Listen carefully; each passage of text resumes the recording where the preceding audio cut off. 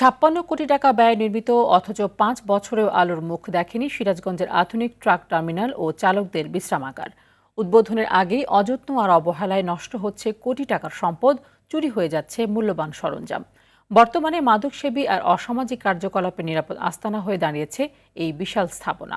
সিরাজগঞ্জ থেকে আশরাফুল ইসলামের পাঠানো তথ্য ও চিত্রে আরও জানাচ্ছেন লিওন আজাদ। চারদিকে ঘাস আর লতাপাতার রাজত্ব, ধুলোর আস্তরণ পড়েছে আধুনিক এই ভবনের গায়ে। এটি কোনো পরিত্যক্ত দুর্গ নয়, বরং ৫৬ কোটি টাকা ব্যয়ে নির্মিত ঢাকা রংপুর মহাসড়কের সিরাজগঞ্জের ৫ লেয়ার ট্রাক টার্মিনাল।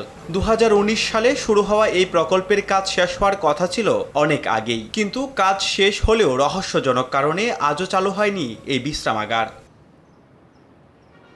শুরুতে ৪২ কোটি ৮০ লাখ টাকা ব্যয় ধরা হলেও পরে পরিকল্পনা বদলে ভবনটির ব্যয় বেড়ে দাঁড়ায় ৫৬ কোটি টাকায়। লক্ষ্য ছিল ১০০ ট্রাক পার্কিং, চালকদের রাত্রিযাপন, ক্যান্টিন, চিকিৎসা কেন্দ্র ও গাড়ি মেরামতের আধুনিক সুবিধা নিশ্চিত করা। অথচ দিনের বেলা জনশূন্য থাকলেও সন্ধ্যার পর বদলে যায় চিত্র। স্থানীয়দের অভিযোগ, রক্ষণাবেক্ষণের অভাবে পুরো এলাকাটি এখন মাদকসেবী আর ছিনতাইকারীদের অভয়ারণ্য। Fan, grill, submersible, generator, transmitter অনেক ছিল।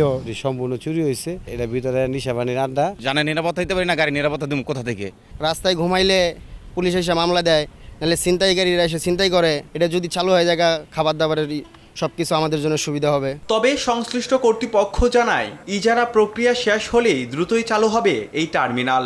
চালকদের জন্য বিশ্রামাগার যেটা পাঁচিলিয়াতে এটা নির্মাণ করেছে সরকারের পক্ষ থেকে। এটা মূলত নির্মাণ করা হয়েছে যে একজন চালক যখন ড্রাইভিং করবে উনি ২ ঘন্টা পর পর একটা বিশ্রাম নেবেন।